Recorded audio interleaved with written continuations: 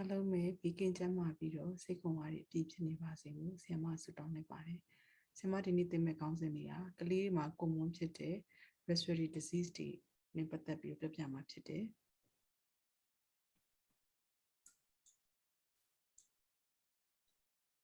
ဒီထဲမှာခေါင်းစဉ်6ခုကိုရွေးထားတယ်။ပထမ3ခုကိုရှေ့ part 1မှာရှင်းပြခဲ့ပြီးဖြစ်တယ်။ဒီ part 2မှာတော့ bronchiolitis တစ်မျိုးတွေကိုပဲပြောပြပေးမှာဖြစ်တယ်။ရှေ့ part 1မှာတော့ဆရာမကနမိုးနီးယားကိုမင်းသားလို့တင်စားခဲ့တယ်။ဆရာမတင်စားခဲ့တဲ့လိုပဲနမိုးနီးယားရဲ့ diagnosis တွေ management တွေ treatment တွေက straightforward ဖြစ်တယ်ရိုးရှင်းတယ်ဒီ bronchiolitis ကတော့ဆရာမမင်းသမီးလို့တင်စားတယ်နဲ့မင်းသမီးလို့ပြောတဲ့အတိုင်းပဲကာချိုးရှုပ်တယ်သူက diagnosis လုပ်တဲ့နေရာမှာရော treatment တွေပေးတဲ့နေရာမှာရော decision ချတဲ့နေရာမှာရောနည်းနည်းလေး query ဖြစ်တာတွေများတယ်ဆရာမစူးစမ်းပြီးတော့ရှင်းပြပေးမှာဖြစ်တယ်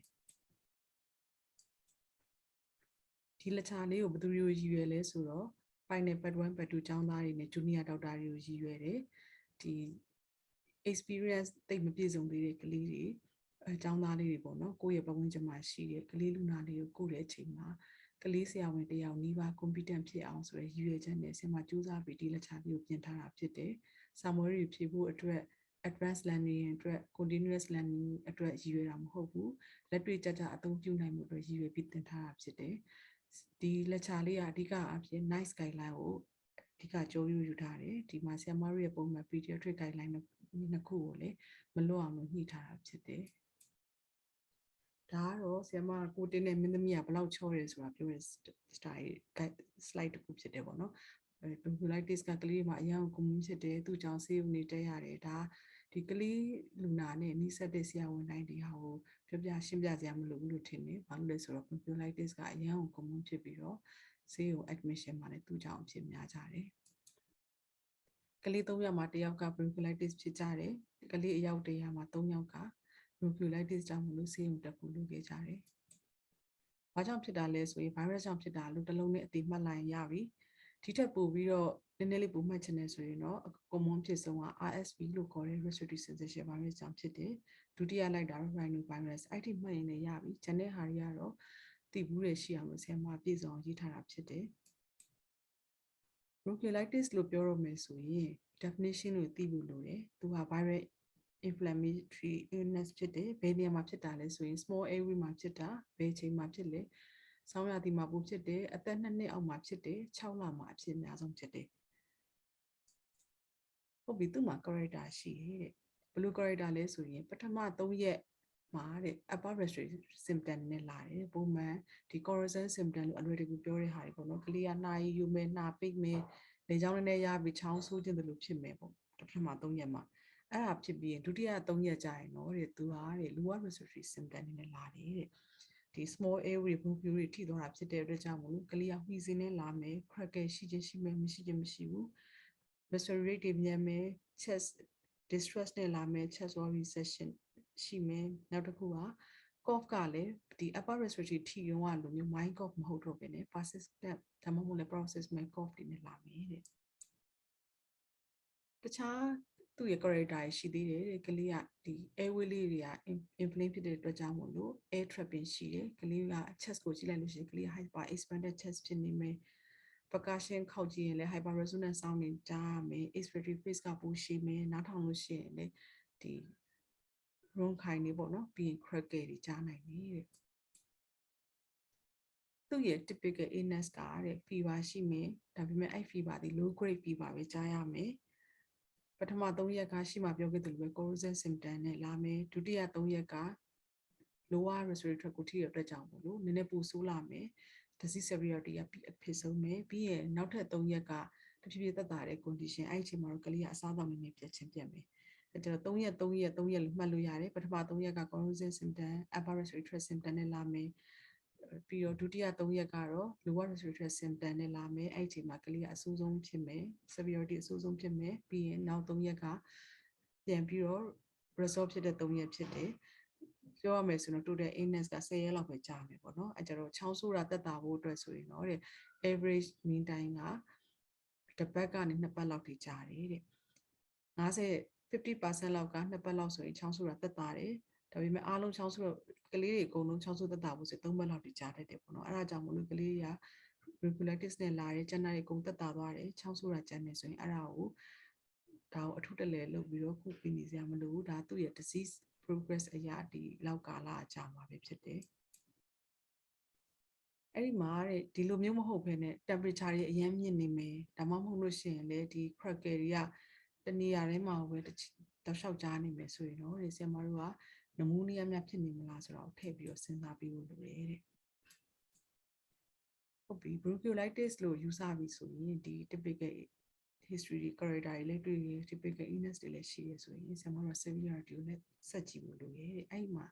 ဘယ်ဟာကိုအရင်ဆုံးကြည့်မလဲဆိုရင်အဓိကကတော့ hydration ကိုအရင်ဆုံးကြည့်မယ်တဲ့ဒီ management တွေရော monitor မှာရောအကုန်လုံးဆရာမဒီ hydration ကိုနံပါတ်1တင်ထားတယ်ဘာလို့လဲဆိုတော့သူကအရေးကြီးဆုံး factor ဖြစ်တယ်တခြား SpO2 respiratory rate chest injury ဒုတိယမှာကြည့်ပါ hydration ကိုအရင်ကြည့်ဖို့လိုတယ်ဘာလို့လဲဆိုတော့ဒီ hydration မှာမှ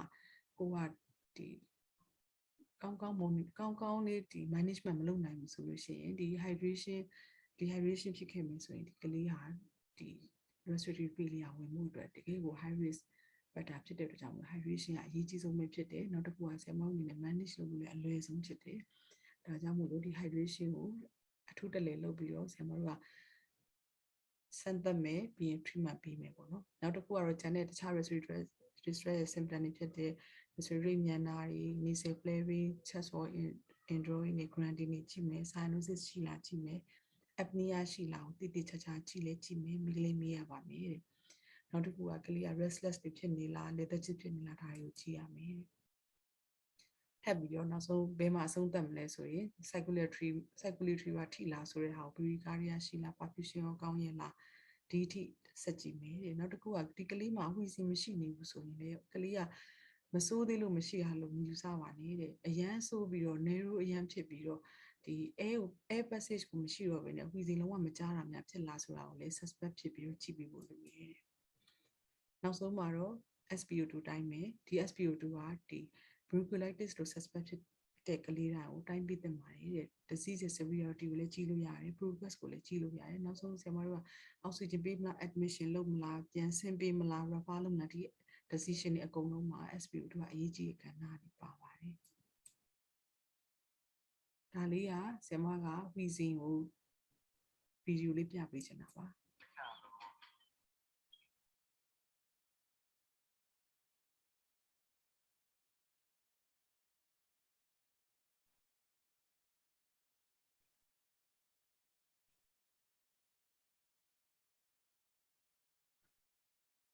အထူးသဖြင့် expiratory phase မှာကြားရတာကိုပို့ပြီးတော့သတိထားမိပါလိမ့်မယ်နောက်တစ်ခုကတော့ grunting ပေါ့နော်ဒီ grunting ကတော့ဆရာမတို့ bronchiolitis မှာ grunting ဆိုတာကအရန် severe ဖြစ်မှ failure ဖြစ်မှ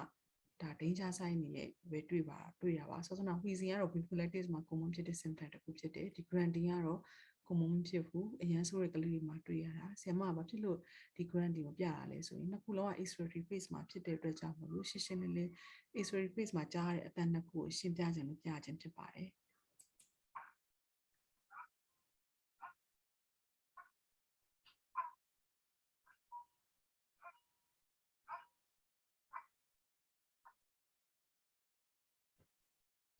ဘာဖြစ်လို့ grunting ဖြစ်ရလဲဆိုတော့ mechanism လို့လည်းရှင်းပြခြင်းတယ်ဒီကလေးက lungs က collapse ဖြစ်မှာကို prevent လုပ်တဲ့အနေနဲ့သူ့ဟာသူ auto peak လို့ခေါ်တယ်ဒီ end expiratory မှာလေတွေအကုန်ထွက်မသွားအောင်လို့သူ glottis လေးနဲ့သူပြန်ပြီးပိတ်ထားတာပါအကုန်ထွက်သွားလို့ရှိရင် alveoli လေးကဖက်ဆိုပြီးတော့ကတ်သွားလိုက်လို့ရှိရင်နောက်တစ်ခါလေပြန်ရွှေ့ချိန်မှာပြန်ပြီးတော့မပွင့်နိုင်တော့ပါဘူးဒီဟာကိုကာကွယ်ခြင်းအပြင်သူ့ဟာသူဒီ auto peak ဝင်တဲ့သဘောပါဒီလိုမျိုး grunting ဝင်ပြီဆိုရင်ဆရာမတို့ဒီ support အနေနဲ့ CPAP ပေးဖို့ indication ရှိတယ်လို့ယူဆရမှာပါဟုတ်ပြီဆရာမရှိမှပြောခဲ့တဲ့အတိုင်းပဲဒီ bronchiolitis ကိုဆရာမတို့ management လုပ်မယ် diagnosis လုပ်မယ် management လုပ်ဖို့အတွက်ဆိုလို့ရှိရင် history ရယ် physical examination ရယ်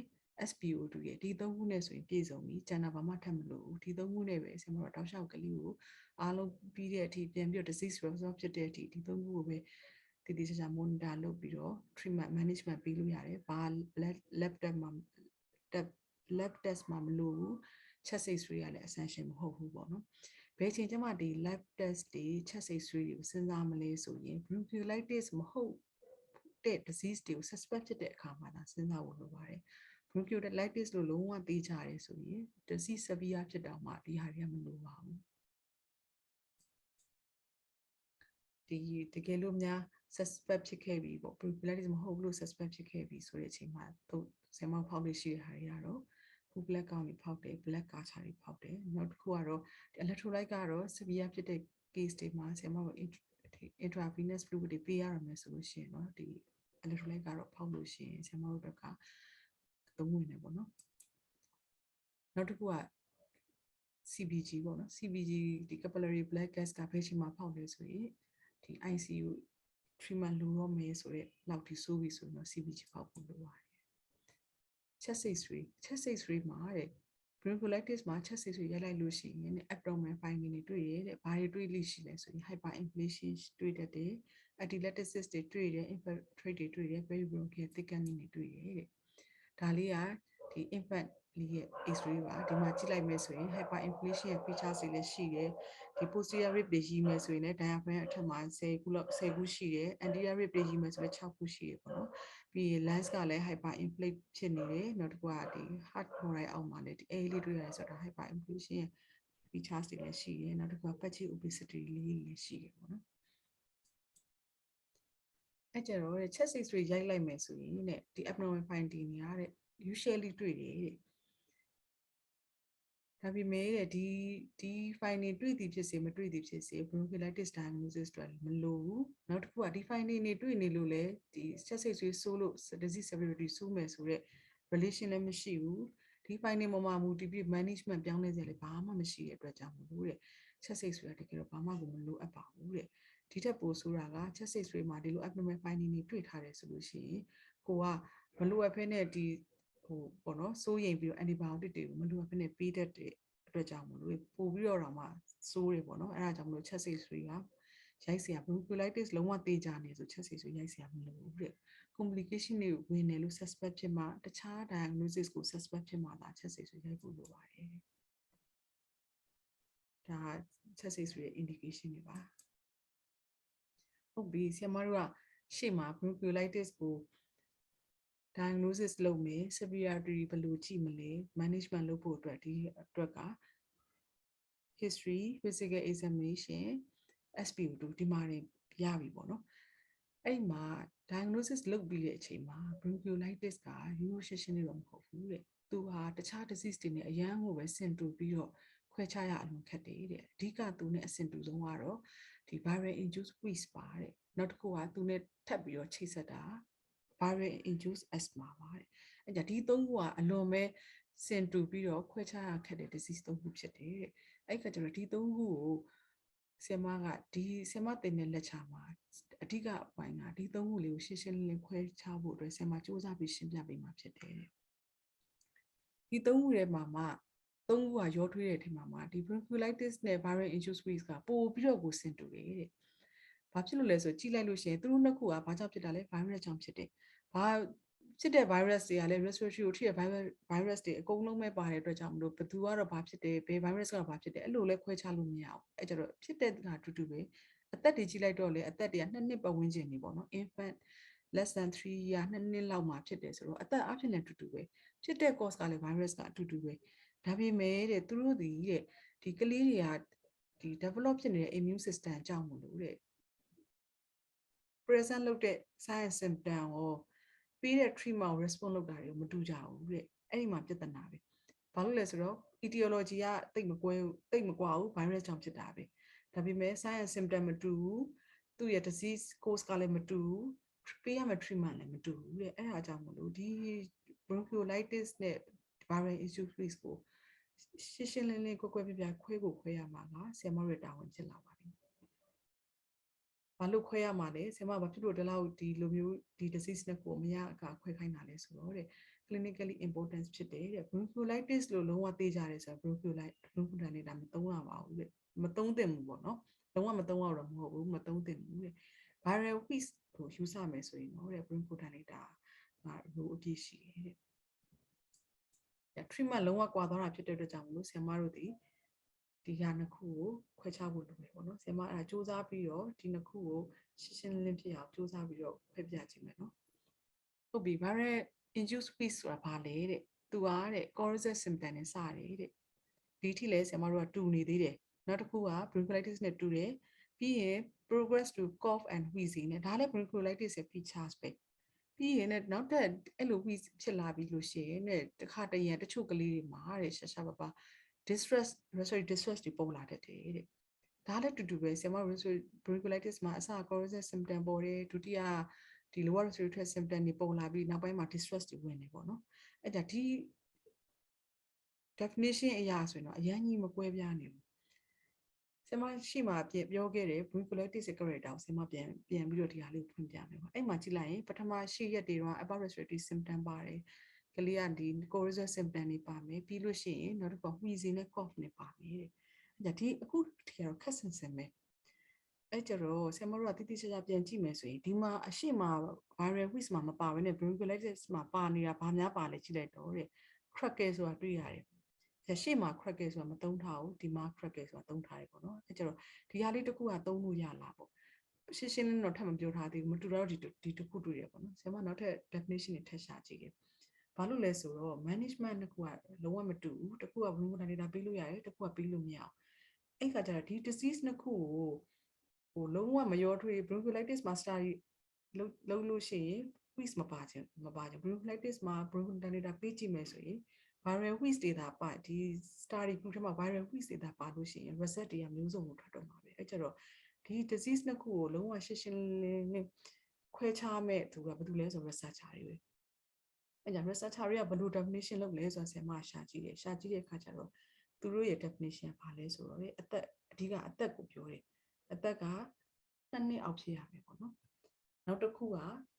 သူဒီ upper respiratory သူ့ရဲ့ definition မှာ upper respiratory tract symptom မပြောတော့ဘူး lower respiratory tract symptom ကိုအဓိကပြောတယ် bronchiolitis လို့ပြောဖို့ဆိုရင်အသက်2နှစ်အောက်ဖြစ်ရမယ် lower respiratory tract symptom ကိုပြောရမယ်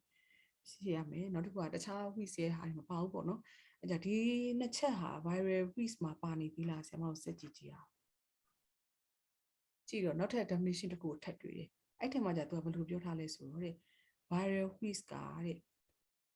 bronchospasm ကြောင့်ဖြစ်တာတဲ့ bronchiolitis က wet lung ကြောင့်ဖြစ်တာတဲ့ဒါဆိုရင်နည်းနည်းလေးတော့ရှင်းရှင်းရေးလေးပေါ်လာပြီပေါ့နော်ရှေ့မှာတော့ viral infection ဖြစ်တယ် corrosive symptom ဖြစ်တယ်ဒါနှစ်ခုလုံးမှာရှိတယ်ဒုတိယနည်းနည်းဆိုးလာတယ်ကလေးကချောင်းဆိုးတယ် wheezing တွေပေါ်လာတယ်ဒီ airway တွေစထိနေပြီဒါလည်းနှစ်ခုစလုံးမှာဖြစ်တယ်ဒါပေမဲ့ viral wheeze ဒီ airway ထိပဲပါတယ် bronchospasm မှာပဲဆုံးသွားတယ် bronchiolitis ကတော့မဟုတ်ဘူးဟို lower airway ထိပါတော့တဲ့ကြောင့် crackle တွေထိဆက်လာတယ်ဒါ wet lung ဆိုတာရှင်းသွားပြီဟိုက bronchospasm ပဲအဲ့ဒါဆိုရင်တော့နည်းနည်းလေး viral wheeze နဲ့ bronchiolitis ကိုနည်းနည်းလေးခွဲတတ်မယ်လို့ဆရာမယူဆတယ်ပေါ့နော်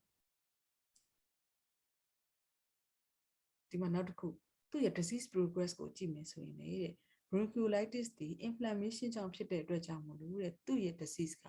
slow steady and static ပဲသူဖြည်းဖြည်းချင်းတက်သွားတယ် abruptly ဆိုတာသူ့စီမှာမရှိဘူး viral wheeze ကတော့အဲ့လိုမဟုတ်ဘူးအစပိုင်းကတော့တိတ်ပြီးတော့မဆိုးပဲနဲ့သူဟာ asthma လိုပဲအရန်ရုပ်တရက်ကြီးထပြီးတော့ဘုံဆိုပြီးတော့ထဆိုးနေဆိုးသွားနိုင်တယ်ပေါ့နော်အဲ့ဒါတွေကသူ့ရဲ့ဒီ pathogenesis ဒီမတူတဲ့အတွက်ကြောင့်မလို့ဒီ clinical feature မှာလာပြီး affect ဖြစ်တဲ့ဟာတွေနောက်ထပ်အလွယ်ဆုံးကတော့တဲ့ bronchiolitis အသက်နဲ့ခွဲလိုက်ပါတဲ့ bronchiolitis ကတစ်နှစ်အောက်မှာဖြစ်တယ်တစ်နှစ်အထက်ဆိုရင် viral wheeze လားလို့စဉ်းစားပါဘူးဒါတော့နည်းနည်းပိုပြီးဖြစ်တာပေါ့နော်အဲကျတော့နောက်ဆုံးဆရာမပြန်ပြီးအနှစ်ချုပ်ပြောချင်တာတော့ viral wheeze ဖြစ်တာတွေအကုန်လုံးကတော့ရှေ့မှာ corrosive symptom ဖြစ်တာတွေကတော့အတူတူပဲနောက်တစ်ခုကနည်းနည်းလေးပိုဆိုးလာတဲ့အချိန်မှာ wheezing နဲ့ cough နဲ့လာရတယ်အတူတူပဲ bronchiolitis မှာကြတော့ဟို lower tract ထိပြီးတော့သူဒီ crackle တွေကြားမယ်ပေါ့နော် distress တွေအကုန်မုန်းတွေ့ရတယ် viral wheeze မှာတော့အများစုကတော့တိတ်မဆိုးဘူးဒီ spasm လောက်နေပဲပြီးသွားတယ်ဒါပေမဲ့သူဟာထပ်ပြီး abruptly ဆိုးပြီးတော့ဒီ acute exacerbation of asthma လို့ present နဲ့လုပ်တယ်ပေါ့နော်နောက်တစ်ခုကကျတော့အသက်ပေါ့နော်အသက်နည်းနည်းပိုငယ်တယ်ဆိုရင် bronchiolitis ဘက်ကိုရင်းပြီးတော့အသက်နည်းနည်းပိုကြီးရဆို viral wheeze ဘက်ကိုပို့ပြီးတော့စဉ်းစားမှာဖြစ်တယ်တဲ့ဘာဖြစ်လို့ဒီလောက်တောင်မှเนาะဒီ viral wheeze နဲ့ bronchiolitis ကခွဲဖို့လိုလဲဆိုတော့တဲ့ဒီ viral wheeze ကဆရာမတို့ treatment အနေနဲ့ bronchodilator တွေပေးလို့ရတယ် systemic corticosteroid တွေပေးလို့ရတယ်တဲ့ဒီအောက်က antibiotic တွေ expectorant တွေ antihistamine တွေမပေးနဲ့ဆိုတာတော့ bronchiolitis နဲ့အတူတူပဲသူ့ viral wheeze ကိုကြည့်မယ်ဆိုရင်သူဒီဖြစ်မယ်ဖြစ်ပြီးလို့ရှိရင်ပြန်ပြောက်မယ်ပျောက်ပြီးလို့ရှိရင်တဝက်လောက်ကတော့ပြန်ဖြစ်မယ်ပေါ့ဖြစ်လိုက်ပျောက်လိုက်တဝက်လောက်ကတော့ဖြစ်လိုက်ပျောက်လိုက်ဖြစ်မယ်တဲ့အများစုကတော့3နှစ်လောက်အသက်3နှစ်လောက်ရောက်သွားလို့ရှိရင်ထပ်မဖြစ်တော့ဘူးပေါ့နော်ဒါပေမဲ့တချို့ကတော့သူက asthma အနေနဲ့ဆက်ပြီးတော့ present လုပ်တတ်တယ်တဲ့နောက်တစ်ခုက asthma ပေါ့နော်ဆင်မအနေနဲ့ကတော့ဒီ bronchiolitis နဲ့ viral wheeze ကိုရှင်းရှင်းလင်းလင်းခွဲနိုင်ပြီဆိုရင် asthma ပို့ပြီးတော့လွယ်သွားပြီလို့ယူဆတယ်ဒီ asthma ပို့ပြီးတော့နည်းနည်းလေးပို့ပြီးတော့ strong ပို့ဖြစ်တယ်သူရဲ့ဒီ history မှာရော examination မှာရော diagnosis မှာရောဆိုလိုတာ asthma လို့ပြောဖို့ဆိုရင်သူဟာဒီရှေ့မှာတော့ recurrent history တွေရှိရမယ်ဒီတခြား atopy history တွေရှိရမယ်နောက်တစ်ခုကသူ့မှာ crackle ဆိုတာလုံးဝမရှိဘူးတကယ်ကို wheezing ရှင်းရှင်းလင်းလင်းပဲရှိရမယ်ပေါ့နော်ဒါပေမဲ့လည်း asthma first attack ဖြစ်ခဲ့မယ်ကလေးကလည်းအရန်ငယ်မယ်ဆိုလို့ရှိရင်တော့ဆင်မတို့က bronchiolitis နဲ့ viral wheeze လိုပဲဖြစ်သွားပြီးတော့ခွဲဖို့ကအရန်ခက်သွားပြီတဲ့လိုပဲ asthma ကို diagnosis လုပ်ဖို့ဆိုရင်တော့ဒါသူ့မှာ key element တွေရှိရပေါ့နော်ဒါကတော့ asthma ဆိုတဲ့ခေါင်းစဉ်သက်သက်အောင်မှာတတိချာချာရှင်းပြပါလိမ့်မယ်ပေါ့နော်နောက်ခေါင်းစဉ်တွေမှာဟုတ်ပြီဆင်မတို့ကဒီ bronchiolitis ကိုခက်ခဲရင်းပေါ့နော်ဟိုဒီ viral wheeze ဟုတ်ရဲ့လား asthma ဟုတ်ရဲ့လားဒါတွေကိုတိတိကျကျစဉ်းစားပြီး exclude လုပ်ပြီး bronchiolitis ကိုဆင်မတို့ diagnosis လုပ်လိုက်ပြီးဒီကလေးကတော့ viral wheeze နဲ့လည်းမတူဘူး asthma နဲ့လည်းမတူဘူး bronchiolitis လို့ပဲဆုံးဖြတ်လိုက်ပြီးဆင်မတို့ diagnosis ရပြီဆိုရင် management ပေးရမယ်ပေါ့နော်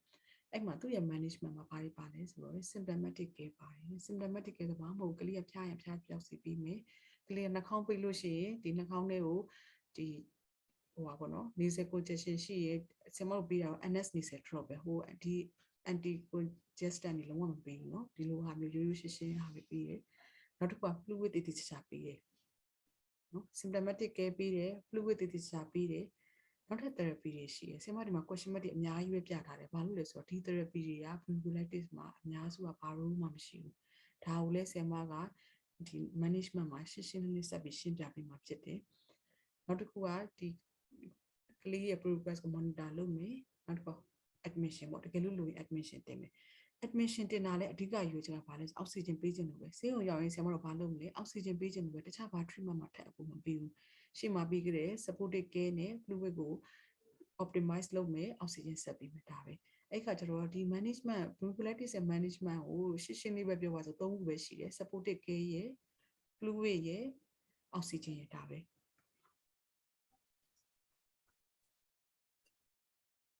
နော်ဒါလေးကထပ်ပြီးတော့ new management strategy တွေဆက်ပြီးရှားတယ်ပေါ့နော်သူတို့ study တွေလုပ်တယ်ပြန်ပြီးပိုကောင်းအောင်လုပ်လေဘာပဲတွေ့လဲဆိုရင်တဲ့ bronchiolitis ရဲ့အဓိကအကြဆုံး treatment ဒီ supportive care hydration oxygen ဒီသုံးခုပဲဖြစ်တယ်ဟုတ်ပြီ supportive care ဆိုတာဘာလဲဆိုတော့ဆင်မရှိမှပြောပြဖျားရင်ဖျားကြစီပြီးမယ်သူ့မှာ bronchiolitis အတွက် treatment ရေလို့တိတိကျကျဘာ treatment ရေလို့ဥပမာ pneumonia ဆိုရင် antibiotic ပေါ့ bronchiolitis မှာ virus ဖြစ်တဲ့အတွက်ကြောင့် treatment တိတိကျမလို့ symptomatic ပဲအဓိကရှိတယ် fever ဆို fever ကို control လုပ်မယ်နောက်တစ်ခုက nasal congestion nasal blockage တွေအတွက်ဘာပေးမလဲဆိုရင် saline nasal drop ပေးလို့ရတယ်တဲ့သူကကလေးပေါ်ဘာမှလည်း side effect လည်းမရှိဘူးကလေးပေါ်မှာလည်းဒါ distress လည်းဖြစ်စရာမလိုဘူးအရန်ဘာမှဒီ treatment တွေဟာဟို adverse effect တွေဘာမှလည်းမရှိဘူးပေါ့နော်အဲ normal saline လေးကိုပဲနှာခေါင်းထဲမှာတစ်ဆက်စီချပေးလိုက်တာဟုတ်ပြီ fluid ဘယ်လိုပေးမလဲဆိုတော့အဓိကကတော့ fluid ကို encourage fluid ဆိုတာလုံးဝ dehydration မဖြစ်အောင်ကြိုးစားပြီးပေးပါတယ်ကလေးကဒီချိန်မှာ feeling ဟိုပါဘောနော်ကိုက feeling ဖြစ်ပြီးမဲ့ဖြစ်လာတဲ့ဟာကိုကိုကဒီကလေးဆိုမှဆိုရမယ်မဟုတ်ဘဲနဲ့တိတိကျကျဒီကလေးဟာတနေ့ကိုဘယ်လောက်ဝင်ရမယ်ဆိုတာသတ်မှတ်ပြီးတော့တနေ့ကိုဘယ်လောက်ဝင်ရမယ်6နာရီတွင်ဘယ်လောက်ဝင်ရမယ်2နာရီတွင်ဘယ်လောက်ဝင်ရမယ်4နာရီတွင်ဘယ်လောက်ဝင်ရမယ်တကယ်ကို spread ပါဘောနော် schedule တိကျချပြီးတော့တိတိကျကျပေးတဲ့နေတဲ့တကယ်လို့ကလေးကပါဇက်က tolerate မဖြစ်ဘူးဆိုရင်လို့ရင် rain ချူထဲပါဒီကလေးက rain ချူနဲ့မရအောင်ဆိုရင် IV ပေးပါတဲ့အဲ့ခါကျတော့ fluid ကတော့လုံးဝကိုအယောမခံပါဘူးမရရတဲ့အနေနဲ့ထည့်မယ်နောက်ဆုံးမရရင် IV line ကိုရွေးမယ်တဲ့အဲ့မှာ respiratory disease ဆိုရင်ဆရာမတို့က SIADH ဆိုတာကိုကောင်းထဲမှာရောက်လာလေးရှိတယ်ဒီ SIADH က bronchiolitis မှာဖြစ်နိုင်တာဆိုဖြစ်နိုင်တယ် ဒီ SIADH ကိုလည်းမစဉ်းစားတော့စဉ်းစားမယ်ဒါပေမဲ့ဒီ SIADH ကိုစိတ်ပူတဲ့အတွက်ကြောင့်ဆရာမတို့ဒီဘာ fluid ကိုသုံးလဲဆိုရင် isotonic fluid ကိုသုံးမယ်တဲ့ဟိုရှေ့တုန်းကသုံးခဲ့တယ်လို့မျိုး fluid short တဲ့ဟာမျိုးမလုပ်ပါဘူးလေဟုတ်ပြီဆရာမ query တွေပြခဲ့ other therapies တွေမှာဘာတွေပါလဲဆိုရင် antibiotic ပြီးတော့ချောင်းဆိုးပြောက်စေနောက်တစ်ခုကဒီ congestant တွေပေါ့နော်ဒီနှာစီးပြောက်တဲ့ဟာတွေပေါ့နော်နောက်တစ်ခုက CD တွေလုံးဝမပေးပါနဲ့တဲ့ဘာလို့လဲဆိုတော့ဘာမှ helpful လည်းမဖြစ်ဘူးဘာ benefit မှလည်းမရှိဘူးပြီးတော့သူတို့ဒီပါအနည်းတော့ရှိနိုင်တယ်တဲ့ခါလေး CD တွေပေးလိုက်တယ်ကလေးကဒါကြောင့်မှမှိန်နေတာလား hypoxia ကြောင့်မှိန်နေတာလားမခွင့်နိုင်ဘူးနောက်ထပ်ဘာတွေရှိသေးလဲဆိုတော့ bronchodilator တွေပါတယ် steroid တွေပါတယ်ဘာလို့ဆရာမဒီမှာသူ့ကို emphasize လုပ်ပြရလဲဆိုတော့ဆရာမတို့ဒီ bronchiolitis ကိုတို့ diagnosis လုပ်ပြီးမြဲဒီ viral induced wheeze တွေ asthma တွေဟာဘလောက်ပဲဆရာမတို့စူးစမ်းပြီးခွဲကြပါမယ်ဒါတွေကရောထွေးပြီးပါနေမှာပဲအဲ့လိုပါနေခဲ့တယ်ဆိုရင်ဒီ component တွေပါနေပြီးကလေးဟာ distress တွေစိုးနေတဲ့ဟာမျိုးမှာဆရာမတို့ try ရပြီးမလားဆိုတဲ့ဟာတွေရှိတယ်နည်းနည်းရှုပ်ထွေးပေါ့ဆရာမရှိမှပြောခဲ့တယ်လို့ပဲသူဟာကာကျိုးအလွန်ရှုပ်တဲ့ disease တစ်ခုဖြစ်တယ်ပေါ့နော်အဲကြောင့် bronchodilator ပေးမှလား corticosteroid ပေးမှလားမပေးရဘူးလားဒါတွေကိုသူတို့တွေ researcher တွေကဘယ်လို study တွေလုပ်ထားတယ်နောက်ဆုံးဘယ်လို comment တွေပေးတယ်ဆိုတာဆရာမဆက်ပြီးရှင်းပြပေးမှာဖြစ်တယ်ပေါ့နော်အဲကြောင့်ဆက်ပြောမယ်ဒီຢာတွေအားလုံးဒီဒုတိယဆရာမဒီ slide ကိုဒီဆရာမတင်တဲ့တနားရီတင်မှာဆရာမ3ခါပြန်ပြဒါဒုတိယအကြိမ်ပြန်ပြတာပေါ့နော်အခု management guideline ကိုဆရာမနည်းနည်းပြန်ရှင်းပြပြီးသွားပြီဒါပေမဲ့နောက်ဆုံး finalize အဆုံးသတ်တဲ့အချိန်မှာကြိုးယူအဓိကကြိုးရပါလဲဆိုရင် supportive care hydration oxygenation ဒီတနားရီနားထောင်ပြီးတဲ့အချိန်မှာဒီ3ခုလေးကောင်းတဲ့ဝင်သွားလို့ရှိရင်ဆရာမကျင်းနေပါပြီထပ်ပြီးတော့အချုပ်ရှင်းအောင်ပြောရမယ်ဆိုရင်တိတ်မဆိုးဘူးဆရာမဒီကလေးကိုအိမ်မှာပဲပြီးမယ် home care ပြီးမယ်ဆိုရင် home care မှာပါလဲ supportive care ပါတယ်နောက်တစ်ခုပါလဲ hydration ပါတယ်နည်းနည်းဆိုးလာရင်ပါပြီးမလဲ oxygen လေး second နာနဲ့ပြီးမယ်ကလေးကတိတ်ပြီးတော့ပါးစပ်ကမဝင်ဘူးဆိုရင် right to ပြီးမယ်ပေါ့ဒီထက်ပိုဆိုးလာရင်ဘာလုပ်မလဲဆိုရင် oxygen ကိုပဲ CPAP နဲ့ပြီးမယ်နောက်တစ်ခုကပါလဲဆိုရင် CPAP မှာသုံးရပြီဆိုရင်တော့ဆရာမတို့က right to တွေမပြီးတော့ဘူး IV fluid ပေးတယ်ပေါ့အဲကျတော့ဒီ management မှာလည်းကြည့်လိုက်ရင်ပါလဲဆိုရင်ဆရာမတို့ supportive ပေးတယ် fluid ပေးတယ် oxygen ပေးတယ်ဒါပဲနောက်ဆုံး severe အထိပေါ့နော်အဲ့မှာဆရာမတို့ကဒီကလေးကိုကြည့်လိုက်တယ်ဘိုင်းမို့လို့အောက်ဆီဂျင်လည်းပေးစရာမလိုအိမ်ပြန်လွတ်မယ်ဆိုလို့ရှိရင်တဲ့အိမ်ပြန်လွတ်တော့မယ်ဆိုရင်ဆရာမတို့ဘာတွေစီစဉ်ပေးရမလဲဆိုရင်အရေးကြီးတဲ့ red blood sign ကိုတိတိကျကျရေးပြီးတော့သင်ပေးလိုက်ရမယ်ပါးစပ်ကနေပြောလို့မရအောင်တိတိကျကျ written paper နဲ့ရေးပေးလိုက်ရမယ်နောက်တစ်ခုကအိမ်မှာစီးလေးတောက်ဖို့ဟာလည်းအထူးတလဲမှာကြားရမယ်ပြီးရင်တကယ်လို့ in case ပေါ့ emergency များဖြစ်ခဲ့လို့ရှိရင်နီးစပ်ဆုံးအမြန်ဆုံးဘယ်နေရာကိုသွားဖို့ဆိုတာကိုတခါတည်းသင်ပြီးတော့ညွှန်ကြားလိုက်ရမယ်တကယ်လို့မှကလေးကဒီ post မှာပေါ့နော်စေုံထီလည်းလာစရာမလိုဘူးဆိုလို့ရှိရင် follow up ကိုလို့ပြန်ခေါ်မလားမခေါ်ဘူးလားအဆုံးထိနောက်ဆုံးအဆုံးထိဒီ disease ကိုအားလုံးပြီးစီးရတဲ့အထိဆရာမတို့ကတည်တည်ချာချာစီစဉ်ပြီးတော့ရေးပေးလိုက်ရမယ်အဲ့မှာ reflex sign တွေမှာဘာတွေပါလဲဆိုရင်အရေးကြီးဆုံးကပါလဲဆိုတော့ fluid ပဲနော်ကလေးကအရေးမတောက်တော့ဘူးနော်အရေးမတောက်တော့ဘူးဆိုတာဘယ်လောက်ပုံမှန်ဝင်နေကြထက်4ပုံ3ပုံလောက်ပဲဝင်တော့တယ်ဆိုရင်အရေးကြီးပြီနောက်တစ်ခုကကလေးကရှူရှူပေါက်တာအရန်နေသွားပြီဆိုရင်အရေးကြီးပြီ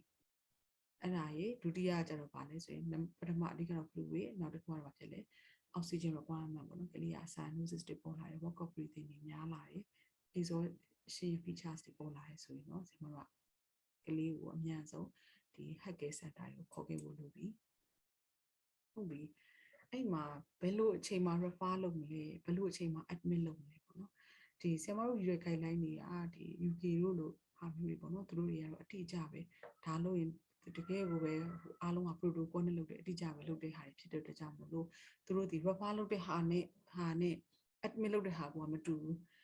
ဆရာမကဘာဖြစ်လို့ဒီဟာကိုခေါင်းရှုံအောင်ထည့်မလားမထည့်မလားစဉ်းစားရပေါ့နော် refer နဲ့ admit နဲ့မတူနေတာကြီးကိုတက်တက်စီထည့်မလားပေါ့ကျတော့တကယ်အခုအချိန်မှာဆရာမတို့ရဲ့ဒီ hack ရဲ့ service တွေက system မကြနေဘူးပေါ့နော်ဟို primary hack မကြ primary မကြ secondary မကြပေါ့နော် secondary မကြ tertiary မကြပေါ့အားလုံးကအဆင်ပြေတယ်လို့ပဲအဆင်ပြေအောင်လုပ်ထားတဲ့အချိန်မှာဒီဆရာမပြောတဲ့ refer လို့ဒီဟာတွေဖြစ်ရင်တော့ refer လုပ်ဖို့လိုပြီဒီဟာတွေဖြစ်ရင်တော့ admit လုပ်ဖို့လိုပြီဆိုတော့ idea တွေခေါင်းထဲမှာရှိခြင်းအပြင်ဥမာ midwife တွေကိုဘယ်လိုသင်ထားရမလဲဒီပေါ့နော်ဟိုပါပေါ့နော်တခြား nurse လေးတွေကိုဘယ်လိုသင်ထားရမလဲဥမာလေးမန်းပေါ့နော် volunteer တွေကိုဆရာမတို့ကဘယ်လိုသင်မလဲပေါ့ဥမာ medical person တွေကတော့ဘယ်နေရာမှာတာဝန်ယူမလဲပေါ့ဘယ်လိုခါမျိုးဆို medical person စီကိုသွားမလဲဘယ်လိုခါမျိုးမှာဆို volunteer နဲ့ midwife စီမှာထားမလဲအဲ့လို idea လေးတွေများရမလားဆိုတော့ဆရာမရည်ရွယ်ချက်နဲ့ဒီဟာနှစ်ခုကိုခွဲခြားပြီးရေးထားတယ်ပေါ့နော်အဲ့မှာဘယ်ချိန်မှာ refer လုပ်မလဲဘယ်ချိန်မှာ admit လုပ်မလဲဆိုတဲ့ဟာတွေမဖတ်ခင်ပေါ့ moleculitis ရဲ့ clinical course လေးကိုခေါင်းထဲမှာမေ့ပါနဲ့ပထမ3ရက်သိမ့်မစိုးဒုတိယ3ရက်ကြာစိုးတယ်တတိယ3ရက်ကြာပြန်ကောင်းမယ်ပေါ့နော်အဲ့ဒါကြောင့်မလို့ဒါတွေကဒီကလေးကကောင်းတော့မဲ့ရက်မှာရောက်နေပြီဆိုလို့ရှိရင်ကိုစောင့်ကြည့်တဲ့နေဆိုစောင့်ကြည့်မယ်ပေါ့အဲ့လိုဟာမျိုးတွေကိုဒီဟာတွေစဉ်းစားတဲ့အချိန်မှာ date of illness ကအရေးကြီးတယ်တဲ့ဒီဟာကိုအများနဲ့ထည့်ပြီးစဉ်းစားပေးပါတဲ့ဟုတ်ပြီဘယ်အချိန်မှာ refer လုပ်မလဲဆိုရင်ဒီမှာလည်းအဲ့လိုပဲနှစ်ပိုင်းခွဲထားတယ် fluid နဲ့ oxygenation ပေါ့ sorry ဆရာမ line ဆွဲတာလည်းမှားသွားတယ်နော်ကလေးက breastfeeding ကောင်းကောင်းမဆိုရင်နောက်တစ်ခါ intake နဲ့ရင်ကြည့်လိုက်တဲ့ dehydration ရှိရင်ပေါ့နော် fluid နဲ့ပတ်သက်တဲ့ဟာပြဿနာနည်းနည်းရှိလာပြီလားနောက်တစ်ခုက respiration နဲ့ပတ်သက်တဲ့ဟာရှိလာပြီလားပေါ့ respiration နဲ့ဟာဆိုလို့ရှိရင်လေ respiratory rate ကိုကြည့်မယ် SpO2 တိုင်းလိုက်လို့ SpO2 က92အောက်ကိုရောက်နေမယ်ဆိုလို့ရှိရင်ခွဲမယ်ပေါ့ဒါဆိုရင်ဒီလောက်ကလေးကတော့ဆရာမတို့ဒီ volunteer လိုမျိုး midwife လိုမျိုးဆရာမသင်ပေးလို့ရတယ်။ဒါ midwife တွေကိုသင်ပေးထားမယ်ဒီဟာမျိုးတွေတွေ့တယ်ဆိုရင်ဒီပေါ့နော် medical person ရှိတဲ့နေရာဆရာဝန်ရှိတဲ့နေရာကိုကလေးကိုရအောင်ခွဲပါဆိုတဲ့ဟာမျိုးလွယ်လွယ်လေးသင်ပေးထားလို့ရတယ်ဟုတ်ပြီ။ for medical person နဲ့ဒီလူနာကိုလက်ခံနိုင်မယ်ဆိုရင်ကြာတော့ဒီလူနာကိုပြန်လွှတ်မှာလားကိုယ်စီမှာထားမှာလားဘာဖြစ်လို့ဒီလောက်ဆရာမကအတိအကျပြောလဲဆိုရင်ဒီ resource limited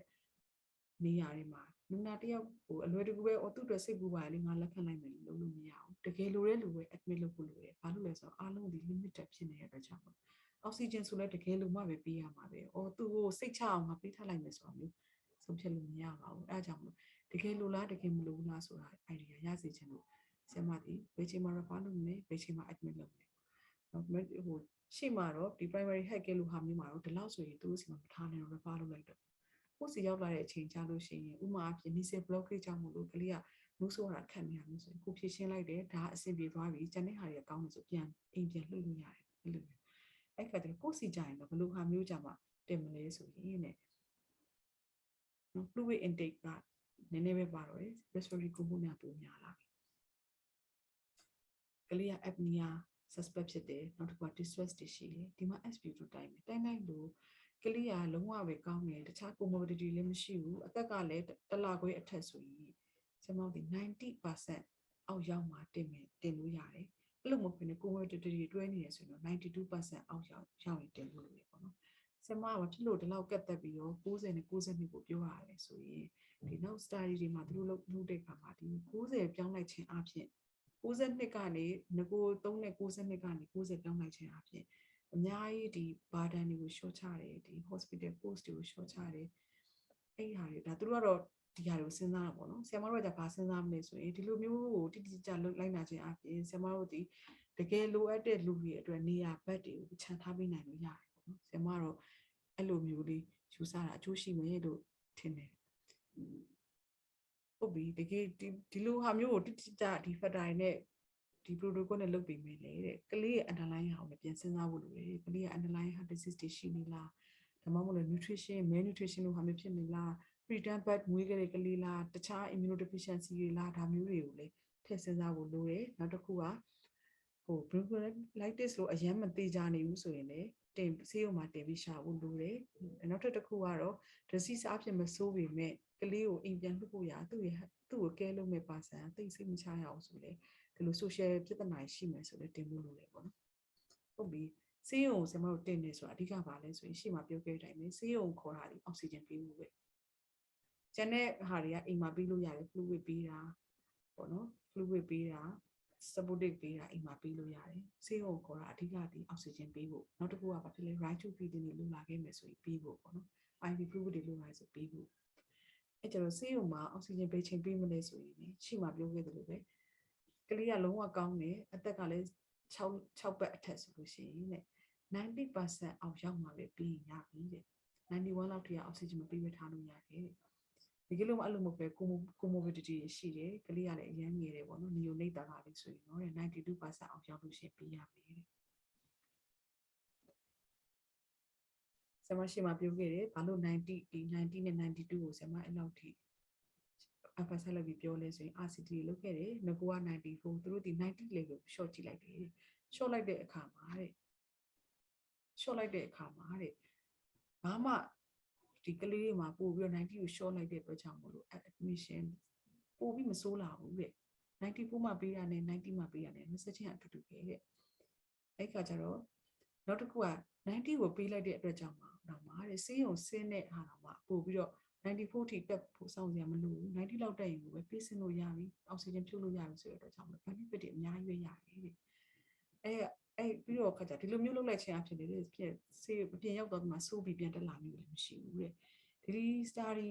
ရဲ့ result ပေါ်မှာမူတည်ပြီးတော့ benefit တွေအများကြီးပဲရတယ်ပေါ့နော် hospital stay တွေလည်းရောချတယ် oxygen requirement တွေလည်းရောချတယ်ပေါ့နော်ကလေးရဲ့ burden တွေလည်းရောချတယ်ဒီ oxygen ရှူရတဲ့အတွက်ကလေးမှာ irritable ဖြစ်တာတွေဒီနှာခေါင်းမှာအနာဖြစ်တာတွေဒါတွေအကုန်လုံးဟိုဒီမလိုတဲ့ treatment ကိုသူစပြီးတော့ treatment ကိုလုံမပြီးမယ်မလိုတဲ့ treatment ကိုဖြုတ်မယ်ဆိုတဲ့ဟာကိုသူပို့ပြီးတော့ထိလာလုပ်လာတယ်ပေါ့နော်ဒါပေမဲ့ဒါအရန်ကောင်းတယ်ပေါ့နော်ဒီဟာကို94ကနေ90ကို short လို့ရတယ်ပေါ့ဒါပေမဲ့လေတဲ့ DRCT မှာတဲ့ဘာတွေမပါဘူးလဲဆိုတော့တဲ့6ပတ်အောက်တွေနဲ့ underlying health condition ရှိတာတွေမပါနေဘူးတဲ့အဲ့ဒါကြောင့်မလို့တဲ့ဒီလူတွေကိုတော့တဲ့ original ဒီကလေးတွေကိုတော့ original သုံးခဲ့တဲ့92ကိုပဲသုံးပါတယ်90ကို short ကိုသူမပြောဘူးတဲ့ဒါကြောင့်မလို့နောက်ဆုံးဒီ nice committee ကဘယ်လို agree လုပ်လိုက်လဲဆိုရင်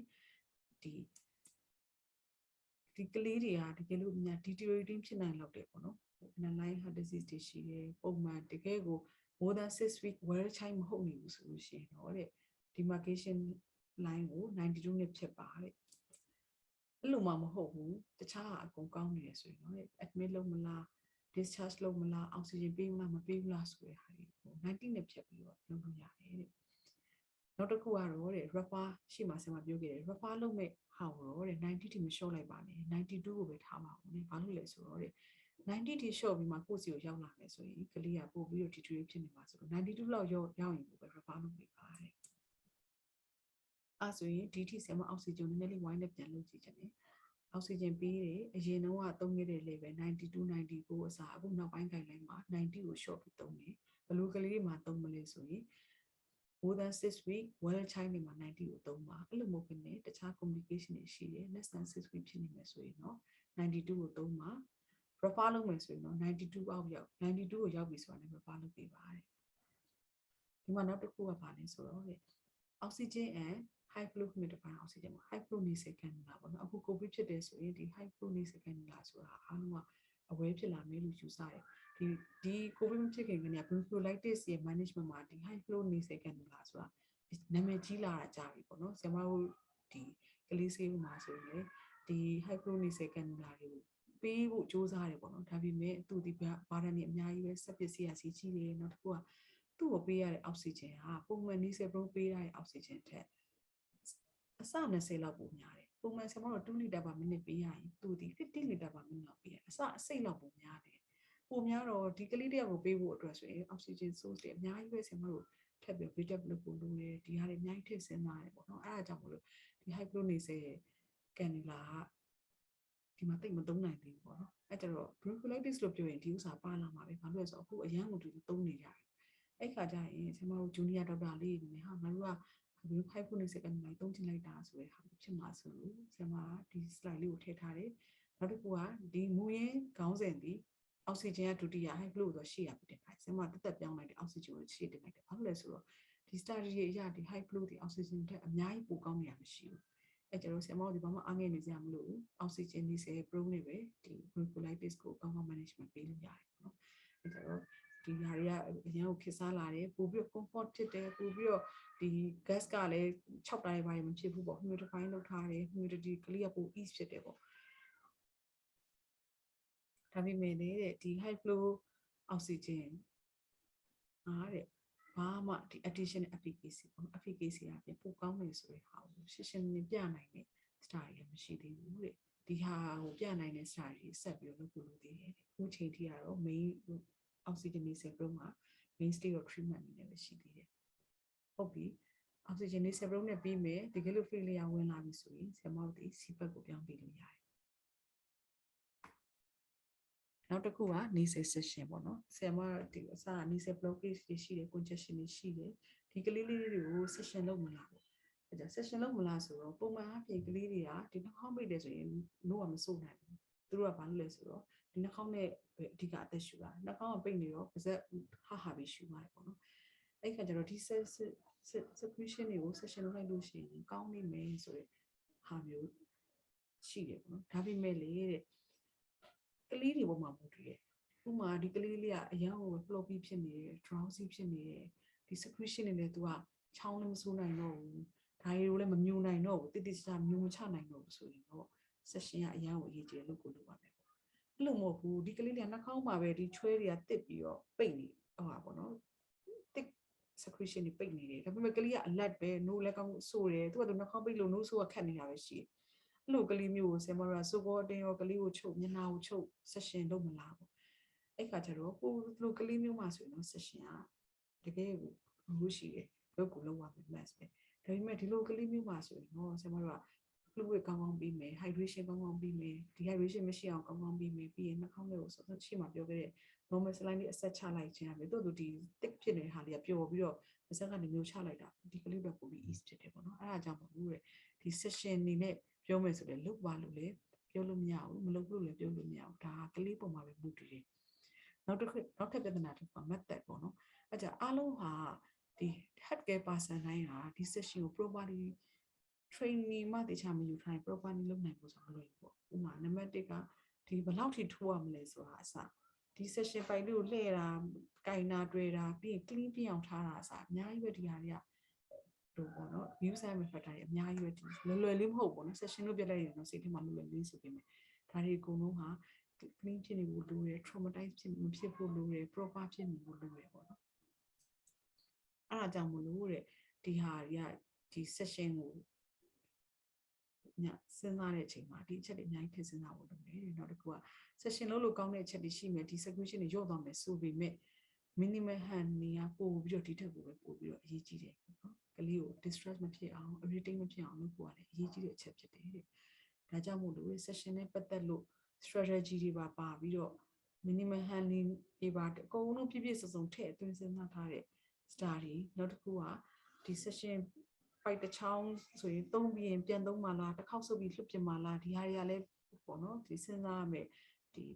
financial ပြဿနာတွေပေါ့နော်အဲ့ဟာတွေပါအကုန်ထည့်ပြီးတော့စဉ်းစားတယ်ဒီအလုံးစုံပြည်လည်အောင်ထည့်စဉ်းစားတဲ့ style တွေရှိဖို့တော့လိုတယ်တဲ့ဒါကြောင့်မလို့နောက်ဆုံး conclusion ဆွဲလိုက်မယ်ဆိုရင်တော့ session ကို routine လေးတော့လုပ်စရာမလိုဘူးဒါပေမဲ့ရှေ့မှာဆရာမပြောခဲ့သလိုပဲကလေးက apnea ဖြစ်နေတယ်ဒီဟာ airway ကိုကောင်းကောင်း maintain လုပ်နိုင်လို့ဆိုရင်တော့ session လုပ်ဖို့လိုတယ်နောက်တစ်ခုက nebulized hypertonic saline အဲ့ကြတော့ဒါတွေကအခုနောက်ပိုင်းမှာအရင်ကသုံးလာတယ်ပေါ့နော်တွင်တွင်ကြည်ကြည်သုံးလာတယ်ဒီဟာတွေကကောင်းလားပေါ့နော်ကောင်းလားဆိုတော့တဲ့ဒီ2018မှာလုပ်တဲ့ study မှာတဲ့